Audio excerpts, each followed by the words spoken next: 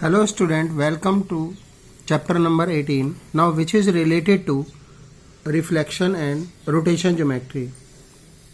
Now reflection symmetry means हम अगर किसी फिगर को इस तरह से उसको डिवाइड करें कि आइडेंटिकल पार्ट मतलब कि लेफ्ट साइड का या राइट साइड का, मीन्स अगर हम किसी चीज़ को इस तरह से कट करें तो उसके दो पार्ट बनते हैं, तो यानी कि दोनों पार्ट अगर एक दूसरे के जैसे दिखते होंगे तो उसे हम सिमेट्री कहते हैं। और जिस लाइन के थ्रू हम किसी फिगर को कट करते हैं उसे हम एक्सिस ऑफ सिमेट्री कहते हैं। फॉर एग्जाम्पल, एक लाइन सेगमेंट अगर हम उसका परपेंडिकुलर बाइसेक्टर ड्रॉ करें, फॉर एग्जाम्पल ए बी एक लाइन है, अब हम इसका परपेंडिकुलर बाइसेक्टर ड्रॉ करेंगे तो क्या होगा कि ये लाइन ए बी को टू इक्वल पार्ट में कन्वर्ट करती है, यानी कि ए बी जैसा पार्ट होगा वैसा ही हमें बी यानी कि ओ ए जैसा पार्ट हमें दिखाई देगा वैसा ही ओ बी भी दिखाई देगा। तो इस तरह से हम कह सकते हैं कि line P Q is symmetry.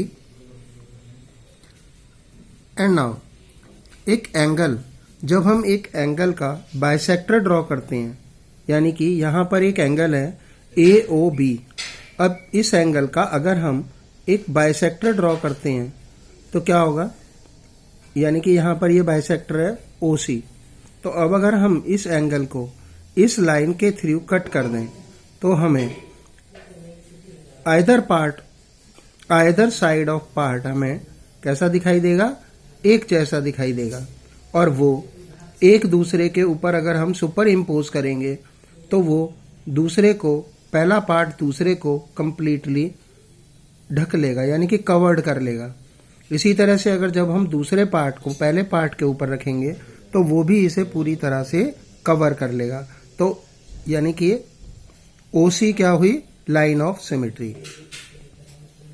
And now question number, अब हम बात करते हैं, थर्ड पॉइंट है हमारा, N isosceles triangle is symmetrical about the bisector of the angle included between the equal angle.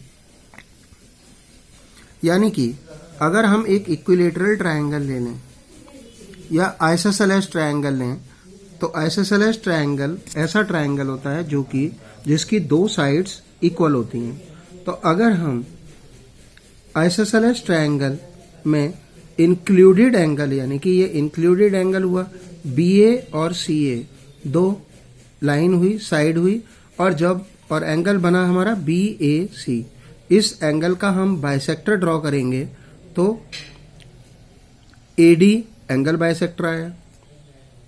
अब ये आइसोसेलेस ट्रायंगल के आइदर साइड ऑफ पार्ट, यानी कि ए बी ओ और A C D, A B D और A C D, ये दोनों part कैसे होंगे, एक जैसे दिखाई देंगे। यानी कि हम एक पार्ट को जब देखते हैं तो वो इस तरह का होगा 90 डिग्री का, दूसरा पार्ट जब हम इधर वाला पार्ट देखेंगे तो ये भी 90 डिग्री का होगा। तो इस तरह से लाइन ऑफ सिमेट्री कौन सी हुई, ए डी। अब एक काइट सिमेट्रिकल हो सकती है, यानी कि एक kite A B C D is symmetrical about the diagonal A C. अब यहाँ पर हम देखते हैं कि ये काइट है, काइट कौन सी होती है, जिसकी कि दो एडजेसेंट साइड इक्वल होती हैं। अब अगर हम ए सी डायगोनल को ज्वाइन करेंगे तो ये क्या होगा, देखो हमें लेफ्ट हैंड साइड का पार्ट और राइट हैंड साइड का पार्ट एक जैसा दिखाई दे रहा है, तो यानी कि ये ए सी हमारी क्या हुई, line of symmetry. And now एक सेमी सर्कल, अगर हम एक सेमी सर्कल की बात करें तो एक सेमी सर्कल सिमेट्रिक होगा अबाउट रेडियस, यानी कि अगर हम ए बी रेडियस से एक परपेंडिकुलर ड्रॉ करें तो ए बी रेडियस मतलब ए बी डायामीटर का परपेंडिकुलर ड्रॉ करते हैं तो ये सेमी सर्कल दोनों आइडेंटिकल पार्ट दिखाई देंगे। अब तो हमारी लाइन ऑफ सिमेट्री हुई पी क्यू। इसी तरह से एक ट्रेपीजियम, यानी कि अगर आइसोसेलेस ट्रेपीजियम होगा तो क्या होगा कि इसकी हम लाइन कैसे खींचेंगे, यानी कि DC के मिड पॉइंट और AB के मिड पॉइंट को अगर हम ज्वाइन करेंगे तो ये लाइन ऑफ सिमेट्री कहलाएगी। नेक्स्ट वन है a rectangle has two line of symmetry, यानी कि रेक्टेंगल की 2 लाइन ऑफ सिमेट्री होंगी, जबकि अभी तक जितनी फिगर हमने देखी थी उनमें 1 लाइन ऑफ सिमेट्री थी। जैसे कि यहाँ पर ABCD एक रेक्टेंगल है। अब अगर हम यानी कि DC के मिड पॉइंट से और AB के मिड पॉइंट को ज्वाइन करते हुए अगर हम एक लाइन खींचते हैं तो ये लाइन ऑफ सिमेट्री हुई। इसी तरह से अगर AD और BC के मिड पॉइंट को ज्वाइन करेंगे तो दैट इज एक RS लाइन मिलेगी जो कि लाइन ऑफ सिमेट्री होगी। एक rhombus is symmetrical about each one of its diagonal, यानी कि रोम्बस के डायगोनल अगर हम इनके डायगोनल्स को मिलाएंगे तो क्या होगा कि इस लाइन का आइदर पार्ट, यानी कि इस साइड वाला पार्ट और इस साइड वाला पार्ट दोनों एक जैसे होंगे और इक्वल भी होंगे। इसी तरह से BD को अगर हम ज्वाइन करेंगे तो ABD और CDB ये दोनों के दोनों पार्ट कैसे होंगे, आइडेंटिकल होंगे, मतलब एक जैसे होंगे। तो यहाँ पर लाइन ऑफ सिमेट्री हुई 2, यानी कि AC और BD।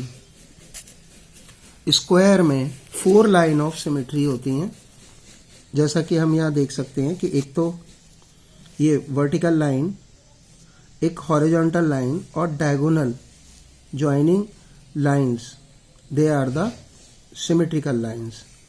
तो यानी कि टोटल सिमेट्रिकल लाइंस हुई स्क्वायर में 1 2 3 4 5। और इसी तरह से 1 यानी कि एक GH 1 2 and this one 3 and this one 4। तो यानी कि कितनी लाइन ऑफ सिमेट्री हुई, 4। इसी तरह से अगर हम एक ट्रायंगल लें तो इक्विलेटरल ट्रायंगल की 3 लाइन ऑफ सिमेट्री होंगी और सर्कल की इनफाइनाइट लाइन ऑफ सिमेट्री होंगी, क्योंकि हम कहीं से भी अगर एक डायामीटर बनाते हैं जो कि सेंटर से, क्योंकि डायामीटर सेंटर से होकर के पास होता है और वो सर्कल को 2 इक्वल पार्ट में डिवाइड करता है, तो इसलिए हम सर्कल की बहुत सारी लाइन ऑफ सिमेट्री ड्रॉ कर सकते हैं। नाउ स्टूडेंट, नेक्स्ट वन है हमारा लेटर्स, यानी कि अल्फाबेटिकल लेटर्स।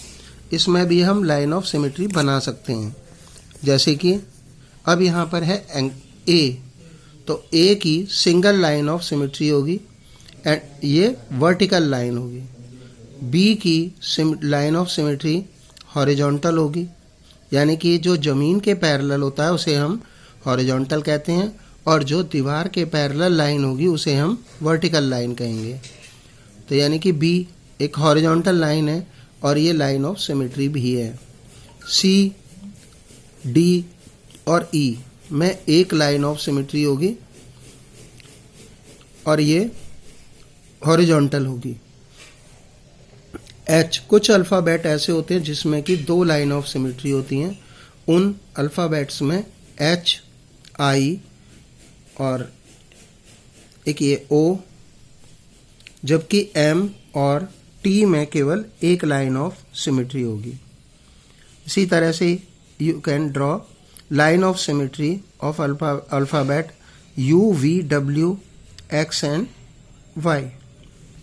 तो student, listen video and draw these figures and make line of symmetry and do it in your homework. In case of any difficulty you can ask me and do this exercise, that is 18.A in your book also.